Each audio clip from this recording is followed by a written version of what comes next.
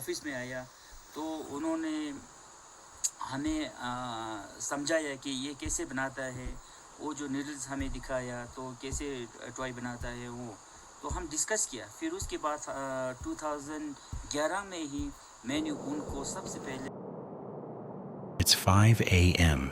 in the Indian Himalayas. A man named Tashi steps out of his stone house at 14,000 feet, walks to his livestock pen, and sees something in the snow that makes his stomach drop. 12 of his sheep are dead, all in a single night. None of them eaten, just killed. Tashi's people are called the Changpa. They've herded these mountains for over 1,000 years. Until about 20 years ago, what Tashi would have done next was simple. He'd load a rifle or lace meat with poison and go hunt the animal that did this.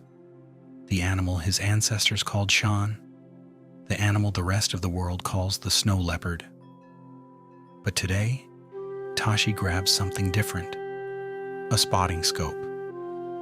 Because in the high villages of Ladakh, hunting the ghost of the Himalayas doesn't mean what it used to, and the way these people now find snow leopards has changed everything we know about conservation. To understand why a man whose sheep were just slaughtered would grab a scope instead of a rifle, you need to know who lives up there. The two groups we're talking about are the Ladakhis of Hemis National Park and the Changpa nomads of the Changthang Plateau. They share the same Tibetan ancestry, the same Buddhism, and roughly the same terrain. That terrain sits at an average elevation of over 14,000 feet in what's called the Trans-Himalaya, a cold desert tucked behind the main Himalayan range in northern India. The Changpa have lived this way since at least the 8th century, migrating with their herds between summer and winter pastures. Their entire economy runs on 3 animals: yaks, sheep, and a goat called the changra. That goat produces pashmina, the fine cashmere underwool that's traded globally. For a Changpa family, a single changra can be the difference between a comfortable winter and starvation. Their daily life is brutal. In summer, the sun is strong enough to burn skin in 2 hours. In winter, temperatures drop to minus 30, sometimes minus 40 Celsius. And the wind comes off the Tibetan plateau hard enough to knock a grown man down. A Changpa shepherd is up before dawn, checks the herd, milks the goats, then walks for hours behind the animals across rocky pasture, watching the ridge lines. He watches the ridge lines because that's where the predators come from. Wolves, yes, but mostly the one his ancestors taught him to fear above all others: Shan, the gray ghost. There's something important to understand about this tribe. They aren't hunters the way you'd think of, say, the Maasai or the Inuit. The Changpa and the Ladakhi villagers are Tibetan Buddhists. Their entire religion is built on the principle of not killing. Their monasteries forbid it. Their lamas teach against it. The snow leopard itself appears in their mythology as a sacred animal. In Tibetan iconography, the goddess Cheringma is depicted riding one. Researchers at Panthera have documented that Tibetan Buddhism considers the snow leopard and its habitat strictly sacred, and senior monks have historically enforced edicts against killing wildlife on the mountains surrounding their monasteries. So how does a people whose religion forbids killing end up being responsible for hundreds of snow leopard deaths over the past century? Because of nights like the one Tashi just had. Snow leopards don't kill the way other big cats kill. A leopard in Africa, a tiger in India, a lion on the savannah. They take one animal, they eat what they can, they leave. Their kills are clean and efficient. A snow leopard, when it gets into a livestock pen, does something different. Researchers call it surplus killing. The cat enters an enclosed space, and the instinct that would normally chase one fleeing animal goes haywire because nothing is escaping. So the leopard kills everything, sometimes 10 animals, sometimes 50.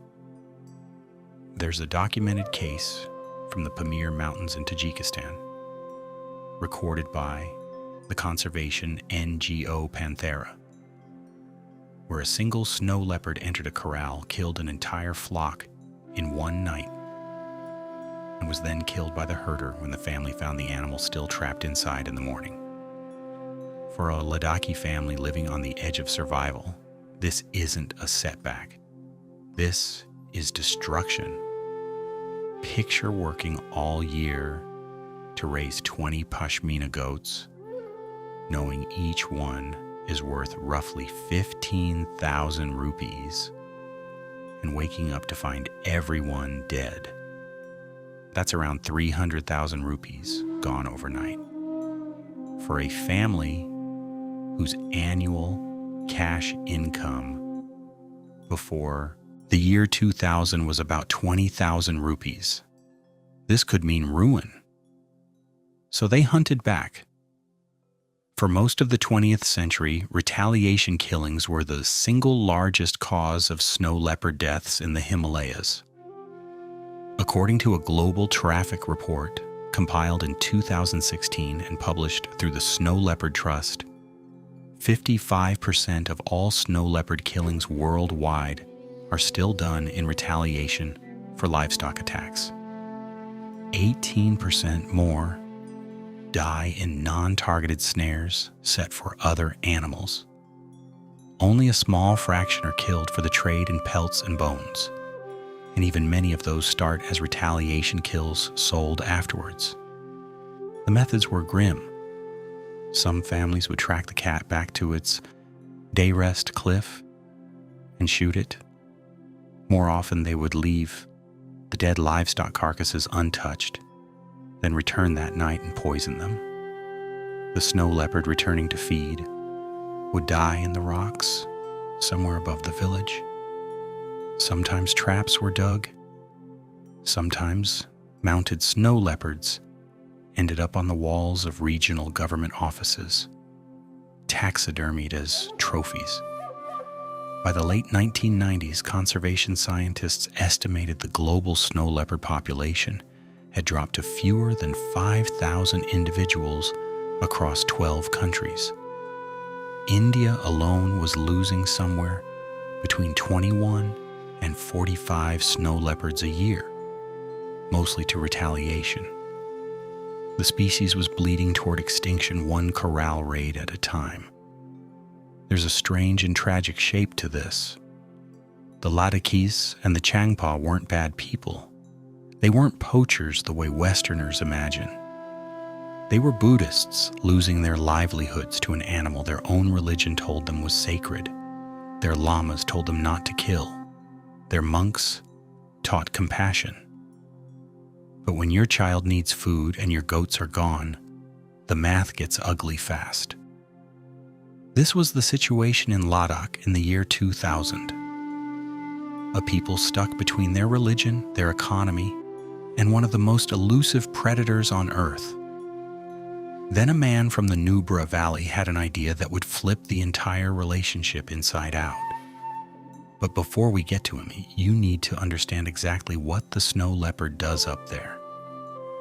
Because the way these cats hunt is the reason this story even exists. The snow leopard is not built like other big cats. It can't roar. Its larynx is shaped wrong. Where a lion or tiger produces that classic rumble, a snow leopard does something called chuffing, a soft puff through the nostrils, a greeting more than a threat. It can't run long distances either. The thin air at 15,000 feet means a sustained chase would kill it. So evolution gave the snow leopard a different toolkit. Camouflage so perfect that veteran trackers stare at the same square mile of rock for hours and miss the cat sitting in the open. A tail, nearly as long as its body, used as a counterweight while it leaps across cliffs. Paws shaped like snowshoes with thick fur on the bottom, so it walks on soft snow that would swallow a man up to the knee. What the snow leopard relies on is ambush. Its preferred prey is a wild mountain goat called the barrel, or blue sheep, and a related species called the Asiatic ibex. These animals are themselves cliff specialists, agile enough to walk on near vertical rock. The snow leopard's hunting strategy is to get above them. It will spend hours moving along a high ridge line, looking down into the valley, picking a single animal from a herd. Then it descends silently, using boulders and folds of rock as cover, until it's within around 15 meters of the prey.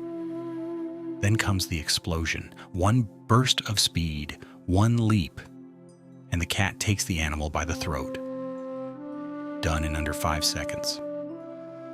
A successful kill feeds the cat for about a week. Snow leopards typically take one large prey animal every 10 to 15 days. An adult cat needs roughly 20 to 30 blue sheep equivalents per year to survive. Here's where the trouble starts. The snow leopard's wild prey, the barrel and the ibex, has been declining for decades. Climate change shifts grazing zones. Domestic livestock crowds out wild herbivores from the best pastures. Wild goats get hunted by villagers for meat, especially in winter. So as the barrel disappear from valleys where they used to be plentiful, the snow leopards have a choice: starve or come down. They come down. In some valleys today, biologists at the Journal of the Snow Leopard Network estimate domestic livestock makes up as much as 70% of the snow leopard's diet. That isn't a cat following its nature. It's a cat that has run out of options. And once a snow leopard learns that yaks and sheep are easier to catch than ibex, that's the pattern it teaches its cubs. This is the system that produced knights like Tashi's. The cat isn't evil. The herder isn't reckless. The mountain is just running out of room. Now we come to the part that gives this video its name. How does a Ladakhi tracker actually find a snow leopard in a landscape where the cat is invisible by design? The answer is that they read the mountain the way a forensic detective reads a crime scene. Nothing direct, everything inferred. The first thing every tracker learns is to ignore the open ground. A snow leopard does not walk where a wolf walks. The cat moves along the spine of the mountain, along ridge lines, broken cliffs, hanging rocks, and the narrow gullies where avalanches scour the slope clean. So that's where you look first. The signs are 6 things, in roughly this order of usefulness. First, pug marks. The snow leopard has a paw print around 4 inches across, with a clear heel pad and 4 toe pads, but no claw marks, because the claws are retractable. A fresh pug mark in snow has crisp edges. A day-old one has softened by wind. Second, scrapes. A snow leopard marking territory rakes the ground with its hind legs, leaving a small trough of disturbed dirt or snow on natural travel routes, usually near a prominent rock. Third, scat. Snow leopard droppings have a specific shape and often contain hair from the most recent kill. A trained tracker can identify a fresh scat from 20 feet away and tell you what the cat ate 3 days ago. Fourth, scent sprays. Like house cats, snow leopards spray urine on vertical rock faces to mark territory. A trained nose can smell it. A trained eye can spot the dark streak. Fifth, claw rakes. When a snow leopard stretches, it sometimes drags its front claws down a soft rock surface, leaving parallel grooves. Sixth, The kill itself. A snow leopard kill is often cached, partially covered with dirt or rocks. Find a fresh kill and the cat is almost certainly within a few hundred meters watching you find it. Then there are the sounds. Trackers learn to listen for the alarm calls of blue sheep and ibex. A herd of barrel making a specific snorting bark, all facing the same direction, means a predator is there. That predator may be invisible to the human eye, but the prey can see it. So the trackers watch what the barrel watches. February and March, the snow leopard mating season, is when these cats are easiest to find. The males roam, looking for females. Both sexes call to each other from the tops of ridges, a wailing yowl that carries for kilometers across the valleys. Trackers know which ridges are favored. They climb before dawn, take a position, and wait. The best of them are now famous. Jigmet Dadul, born in Takmachik village in western Ladakh, has personally documented over 350 individual snow leopard sightings, which is believed to be the most of any human alive. Kenrab Funtsog, from Chilling village inside Hemis National Park, has rescued 47 injured or stranded snow leopards over 25 years of fieldwork. Dorje Stanzen and Nawang Tsering are considered the foremost experts on the Ladakhi snow leopard ecosystem. Abdul Rashid from the Nubra Valley is recognized as both an elite tracker and a wildlife photographer. These men were not trained by foreign biologists. They learned by growing up on the mountain. Several of them are the children of herders, the same families that 2 generations ago would have been the ones poisoning carcasses. The interview makes one thing clear. The men who are now the world's best at finding snow leopards came from the same families that used to kill them. The skill was always there. What changed was the reason for using it. So how did that change happen? In the year 2002, a Ladakhi man named Rinchen Wangchuk walked into a village called Rumbak with a strange idea. Rumbak sits at the heart of Hemis National Park, which had been declared a national park in 1981, but had done nothing to stop the retaliation killings in the surrounding villages. The villagers had 9 households, no electricity, no road, no school, no medical facility. Their nearest doctor was a 10-kilometer walk away, and they were losing animals to snow leopards every winter. Rinchen Wangchuk had grown up in Sumur, a village in the Nubra Valley. His father was a decorated Indian Army colonel. Rinchen himself had become a mountaineer in his teens and a wildlife researcher in his 20s, working with biologist Rodney Jackson, who founded the Snow Leopard Conservancy in the United States. In 2002, Rinchen co-founded the Snow Leopard Conservancy India Trust with Dr. Sewang Namgyal. The idea was this: if the village earned more money from a living snow leopard than it lost from a dead goat, the killing would stop. So instead of telling the villagers to stop hunting, the Conservancy proposed something practical. Open your home to a tourist. We will train you to spot the cat. The tourist will pay you to stay. 10% of every payment goes into a village fund. The rest is yours. The villagers were skeptical. The first families to agree did so partly out of trust in Rinchen, who was Ladakhi himself and spoke their language.